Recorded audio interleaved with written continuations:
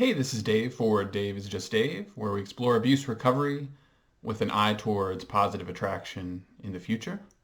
And we explore these topics through many lenses. Today, we're going to explore just kind of a quick overview of toxic type abuse, narcissistic type abuse. We won't assume that everybody knows all of the buzzwords and all of the framework that kind of exists online to discuss these issues. And we're just going to look at the simplest overview of how this works, ideally as kind of a brief diagnostic tool to kind of start thinking about, are you the victim of abuse, or is this just kind of an incompatible relationship? Both valid questions to ask. So basically, there's three questions you're going to want to ask yourself when you're thinking about, are you the victim of abuse? Now, you can get into the weeds with trying to determine, oh, is this person narcissist? Do they have narcissistic personality disorder? Obviously, we're not going to get into diagnosing anyone in this, but you can get into the weeds with that. So, oh, are they a narcissist? Well, what if they're a psychopath? What if they're a sociopath? What if they're borderline? What if they're histrionic, etc.? I would encourage you not to really get that much into the weeds. That might be something to do later when you're reflecting to learn better, but ultimately, there's just only one thing that matters. Are you being abused? If you are, you should probably get out. Why would you stay in an abusive situation? I would have to hear a really good reason why that would be something that you need to do. So here's three questions that you need to ask yourself. Real simple. Were you idealized in the beginning of the relationship? Later in the relationship, did you feel devalued? And finally, were you at some point in the relationship, now you may have gone back or quote, taken the person back, but were you discarded at some point in the relationship? And when you were discarded, did you truly feel discarded / broken up with? Did you truly feel that it was the end? It really felt real. In reality, this could be kind of part of the show of this abusive cycle, but I think a key thing with this is that it feels real at the time. So let's talk about that idealization stage. Question one, were you idealized? So more than likely, right, this person chased you. I would reflect back on the initial attraction. How did it happen? Who chased who? Certainly could be that you chased them, but I would say very, very often they chased you. They had an eye on you. They were a step ahead of you. They liked you more than you liked them. So they will corner you, isolate you, get you in some type of situation where you're alone. And then this is when the love bombing stage begins. Now, I've got a whole video on love bombing. I'll link that in the description. But essentially, love bombing is a series, like at least several days, but could be several weeks, of prolonged contact, prolonged isolation, very loving treatment, where they ask you a billion questions and really learn everything about you. What's actually going on? They are learning how to imitate the perfect love that you imagine. So this type of person, oftentimes, want to be careful about characterizing this type of person, but as, totally, like they're always abusive. But in your relationship, are they abusive? That's the key question. So this person doesn't have empathy in the general sense with you. And so what they're doing is faking empathy. So because they're faking it, they're free to employ all kinds of tactics related to love bombing. So everything that you tell them about past relationships that were negative, they can do the opposite. Everything you tell them that you're really looking for, they can do it, etc. And they only have to keep this up for, a week, 2 weeks, a month, to really just suck you in and get you addicted to this kind of treatment, because this is going to feel better to you than anything has felt in a long time. Now, during this stage, again, this is the idealization stage, they are going to probably just drop the faintest of hints about other people who are interested, or maybe past lovers, something like that. You'll kind of think, oh, that's kind of weird. It'll come up again later, but that happens during the idealization phase. But of course, it's all part of the process. They're getting you addicted to this kind of treatment. Now, how will you be feeling during this time? You'll be feeling great, trust me. However, you will have that voice in your head going, boy, they don't really know me. I'm not sure if I like them as much as they say they're liking me. If you were feeling like that during the idealization stage, the beginning of your relationship, also called the love bombing stage, very good chance that this is part of an abuse cycle. What's the second one we're going to look at? Devaluation. So first they idealize you, then they devalue you. What does that look like? They begin to criticize you. They may tease you, not in a playful way, but in a mean way. Remember the person or people that they mentioned during the idealization stage? They dropped those little hints about past lovers or other people who are interested. Now they're going to begin probably triangulating you with those people. They're going to say that they're going to go hang out with them, or they say, hey, I just heard from Bob or Lisa today. It sounds like she's really interested in me, whatever. They're going to plant those little seeds of jealousy. It's designed to make you feel insecure. When you feel insecure about that, you're feeling devalued. That's absolutely all by design. You wish you could get back to where?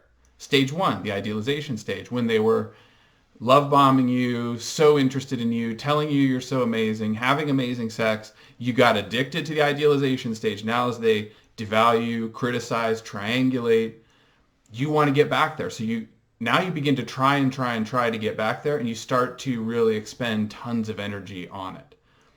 They're probably going to begin lying during this stage.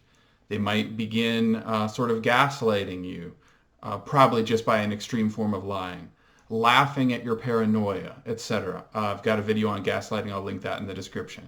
And they'll probably begin cheating here at some point. Now this could take, so let's say love bombing takes, maybe 2 months max. Devaluation, that could be 5 or 6 months. Probably during that time, they would start cheating. You'll feel that they're start cheating. You certainly won't necessarily have proof. You might start looking for proof. That's going to be part of that devaluation stage where you're, I wonder where they were. I think they were here. I think they were here. Rethinking everything in your mind, playing detective. That's all part of the devaluation stage. And then the third stage that you would ask yourself about is, were you discarded? So when I say were you discarded, were you broken up with, or do you feel like soon you're going to be broken up with if you're in the middle of this right now? Were you broken up with in a cruel way that came out of nowhere, that seemed to really just kind of twist the knife into your heart? This is by design as well. So they've devalued you. You're going to feel like that increasing energy expenditure, probably losing weight, could be getting sick, waiting and waiting to hear from them, etc. Until all of a sudden, boom, they've broken up with you, and you feel absolutely crushed because you became so addicted to the person in the idealization stage that you wish you could get back. And the discard stage is kind of an audition. I'll link a video on that in the description too. It's about why you were chosen. So why were you chosen? Because when they discard you, now they're going to see, would you potentially take them back? They may be looking at that, because what does that tell them? Wow, I can really, really abuse this person. I can really take advantage of this person. So when you get discarded, you're going to feel that it's bad. You may want to get them back. In reality, this could be potentially the audition to become this person's what is called primary source of supply. So they live their life seeking out attention. They could be discarding you to see, will you take them back? Will you be my kind of semi-permanent abuse victim? And obviously, of course, it's a big mistake to take them back. We'll get more into that, I'm sure, in another video.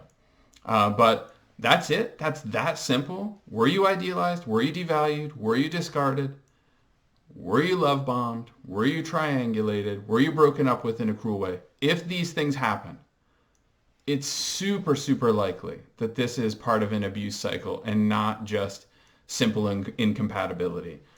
I think it's worth asking, are we just incompatible? Is there some kind of communication barrier here? But if somebody seems to have deliberately targeted you, chased you, devalued you, and then broken up with you in a hurtful way, it's very unlikely that that's just incompatibility. It's probably abuse.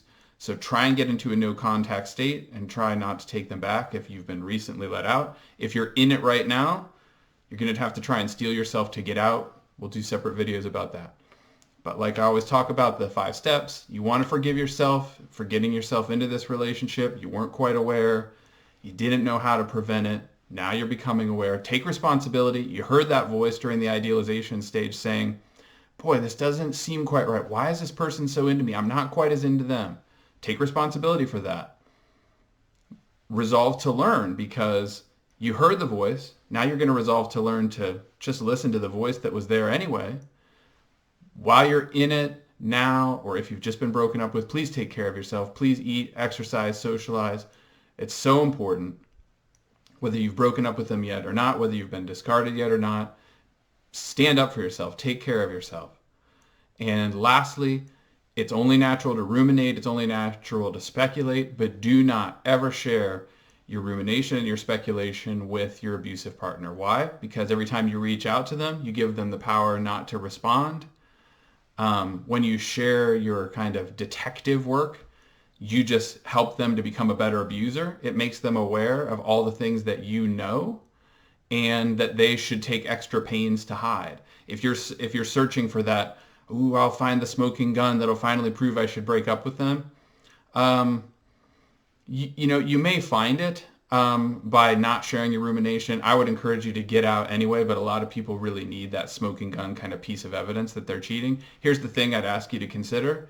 If you break up with them now and just have faith that it's going to kind of be proven out in the end, it's very likely you'll get that smoking gun post-breakup. So don't think that you won't. And by the way, if this is an abusive person, very possible that they'll try and get you back anyway, even if you do break up with them. So don't think this is really a final thing.